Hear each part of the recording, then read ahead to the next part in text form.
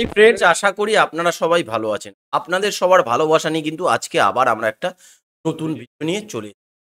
বন্ধুরা, সম্প্রতি শোনা যাচ্ছে যে ফারাক্কাবাদ যে আছে, আজকের যে ভিডিওর টপিক, ফারাক্কাবাদ বলছে নাকি আয়ু শেষ হয়ে গেছে, তাকে ভেঙে ফেলা হচ্ছে। এটা হচ্ছে টাইটেল। আর আমরা এখান থেকে ভিডিওটা নিয়েছি, সেই চ্যানেলটার নাম হচ্ছে চ্যানেল ইউনিক। বলুন দেখে নিই ফারাক্কাবাদ কেন হঠাৎ ভেঙে দেওয়া হবে বলছে, কারণ ফারাক্কাবাদের নাকি অবস্থা খারাপ, তাই ফারাক্কাবাদ নাকি ভেঙে দেওয়া হচ্ছে।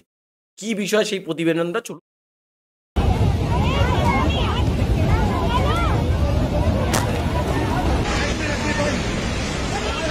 ফারাক্কাবাদ কি আলাদা? ভাই আমরা এই জায়গায় খুব কষ্টে আছি, বুঝলেন। আমরা বাড়ি ঘর সব চলে গেছে, গরু বাছুর লিয়া খুব বানে আছি।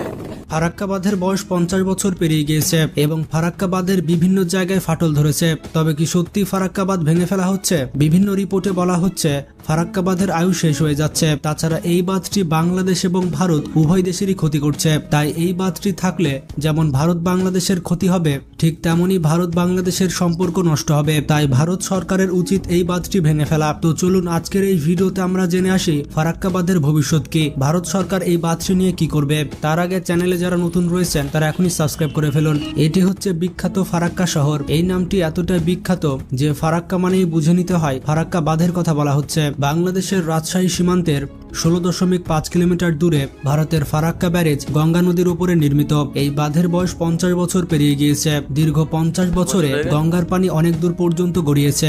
এই ফারাক্কা বাঁধ শুধুমাত্র বাংলাদেশের উপরে বিপর্যয় ডেকে আনেনি, ভারতও এর দীর্ঘমেয়াদী প্রভাব প্রত্যক্ষ করতে শুরু করেছে। স্বাধীনতার পর থেকেই বাংলাদেশ এবং ভারতের মধ্যে ফারাক্কা ইস্যু চলছে। এখন এর সাথে যুক্ত হয়েছে পশ্চিমবঙ্গের মালদা এবং মুর্শিদাবাদের নদী ভাঙনের শিকার, তৈরি হয়েছে লাখো মানুষের দুর্ভোগ। এছাড়া উত্তরপ্রদেশের বন্যার কারণ হিসেবে ফারাক্কাবাদকে দায়ী করা হচ্ছে।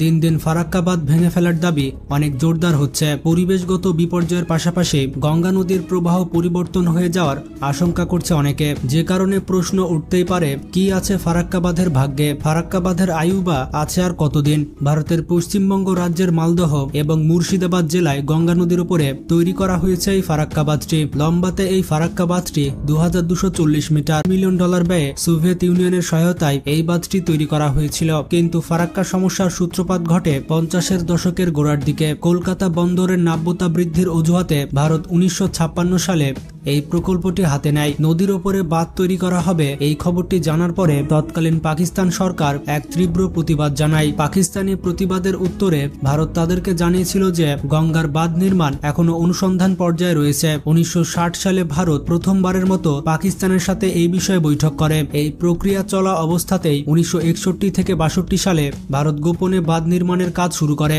এভাবে বাংলাদেশের জন্মের পূর্বেই 1970 সালে ফিডার খাল ব্যতীত ফারাক্কা বাঁধের কাজ শেষ করে ফেলা হয়। এরপর যখন বাংলাদেশ স্বাধীনতা লাভ করে তখন ভারত সিদ্ধান্ত গ্রহণ করে যে এই ফারাক্কা ব্যারেজ চালু করে দিবে। কিন্তু বঙ্গবন্ধু সরকারের অনুমতি ছাড়া এই ফারাক্কা বাঁধটি ভারত চালু করতে পারছিল না। এক্ষেত্রে ভারত একটি কৌশল করে। প্রথমে ফিডার ক্যানেলে পানি প্রবাহের মাধ্যমে তারা পরীক্ষামূলক চালুর কথা বলে। তারা বঙ্গবন্ধু সরকারকে বলেছিল শুধুমাত্র পরীক্ষা করার জন্য ফারাক্কা বাঁধ চালু করা হবে, যার কারণে বঙ্গবন্ধুর অনুমতি নিয়ে মাত্র 41 দিনের জন্য ফারাক্কা বাঁধ চালু করা হয়। তবে এই কথা বলে ফারাক্কা বাঁধ চালু করার পর ভারত এটি আর বন্ধ করেনি। বাস্তবতা হচ্ছে ওই 41 দিনের পরিবর্তে 53 বছর পরেও এই বাঁধটি চালু আছে। নির্মাণের 53 বছর হতে চললেও আন্তর্জাতিক আইন অনুযায়ী ফারাক্কা বাঁধ রিভিউ করা হয়নি। আন্তর্জাতিক আইন অনুযায়ী প্রতি 40 বছর পর নদীতে দেওয়া বাঁধ রিভিউ করতে হয়, কিন্তু ফারাক্কা বাঁধ রিভিউ করার কোনো উদ্যোগ গ্রহণ করা হয়নি। বিশেষজ্ঞরা বলছেন নদীর স্বাভাবিক গতিকে রোধ করছে এই ফারাক্কা বাঁধ। পরিকল্পিতভাবে এই বাঁধটি অন্য একটি দেশকে ক্ষতি করে যাচ্ছে। তাই এই বাঁধটি নিয়ে অনেক আগেই জোরালোভাবে ভাবার সুযোগ ছিল, এর বিকল্পের চিন্তার দরকার ছিল, কিন্তু এর কোনোটাই করা হয়নি। আর এ কারণে দুই দেশে দীর্ঘদিন ধরে এত বেশি ক্ষতি হয়েছে। 1975 সাল থেকে 1992 সাল পর্যন্ত গঙ্গার পানি প্রত্যাহারের ফলে বাংলাদেশে ক্ষতি হয়েছিল 1,08,500 কোটি টাকা। এই বাঁধের কারণে বাংলাদেশ যেমন ক্ষতিগ্রস্ত হয়েছে ঠিক তেমনি ভারতও ক্ষতিগ্রস্ত হয়েছে। আর দীর্ঘদিন ধরে যারা ফারাক্কা বাঁধের প্রতিবাদ করেছিল, যেমন মাওলানা ভাসানী, বর্তমানে তাদের দাবি সত্য বলে প্রমাণিত হয়েছে। ফারাক্কা বাঁধ চালুর পর থেকেই মালদহ এবং মুর্শিদাবাদে নদী ভাঙনের মাত্রা জ্যামিতিক হারে বাড়তেই থাকে। এই ফারাক্কা বাঁধের কারণে কত জনপদ যে ধ্বংস হয়েছে সেটা বলার মতো না। হাজার হাজার ঘরবাড়ি, বিদ্যালয়, মন্দির, মসজিদ ইত্যাদি পানির নিচে তলিয়ে গিয়েছে। প্রায় 40,000 পরিবার তাদের ঘরবাড়ি হারিয়েছে। এর সাথে সাথে হারিয়েছে ফসলি জমি। তারা হঠাৎ করে একেবারে নিঃস্ব হয়ে গিয়েছে। কাজের জন্য তারা বিভিন্ন জায়গায় পাড়ি দিয়েছে। পশ্চিমবঙ্গের তৎকালীন চিফ ইঞ্জিনিয়ার কপিল ভট্টাচার্য ফারাক্কা পরিকল্পনার শুরুতেই সবার আগে বিরোধিতা করেছিলেন। তিনি বিশ্বাস করতেন ফারাক্কা বাঁধ সবার জন্যই মরণ ফাঁদ। এছাড়া বিহারের মুখ্যমন্ত্রী নীতিশ কুমার 2016 সালে তার রাজ্যের বন্যার দুর্গতির জন্য দায়ী করেছিলেন ফারাক্কা বাঁধকেই। দিল্লির কাছে তিনি দাবি করেছিলেন এই ফারাক্কা বাঁধটি ভেঙে ফেলার জন্য।